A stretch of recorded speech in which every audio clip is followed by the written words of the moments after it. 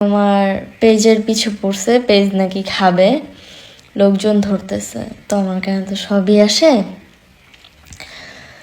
তো পেজ থাকবে নাকি যায় না। তো আপনাদের আগের থেকে বলে রাখি, পেজ খাইলে কারা খাবে অবশ্যই বুঝতে পারছেন।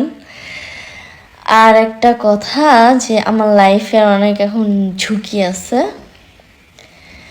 ওরা ডিরেক্ট থ্রেডমূলক কথাবার্তা বলতেছে, আমাকে নাকি ঢাকা যেখানে পাবে পিটা মায়েরা ফেলবে। হ্যাঁ, যদিও ফিউচারে আমার যদি কোনো কিছু হয়, হ্যাঁ, তাহলে বুঝা নেবেন কারা করছে, আর এটার একটু প্রতিবাদ করেন আপনারা, আর কিছু চাই না।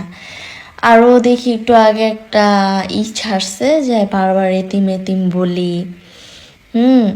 আমার এতিম করছে তো ও নিজেই তো আমার এতিম করছে, আমার মারে শেষ করে দিছে। ও তো নিজেই, মুখ খুলে তো অনেক কিছু খোলা যায়। যাই হোক, আমি মিথিলার ফেসবুক আইডিটা নষ্ট করে দিয়েছে আখি হুমকি দিয়েছিল মিথিলাকে, মিথিলা কিভাবে অনলাইনে থাকে সেটাই দেখিয়ে দিবে, আর সেটাই কিন্তু আজ করে দেখিয়েছে আখি। মিথিলার ফেসবুক আইডিটা উড়িয়ে দিয়েছে, এখন আর সার্চবারে আসছে না মিথিলার আইডি। সবাই তো ধরে নিয়েছে আখির কুকর্ম ফাঁস করাতে মিথিলার উপর রেগে গিয়ে এবার অনলাইন থেকে বের করে দিল আখি মিথিলাকে।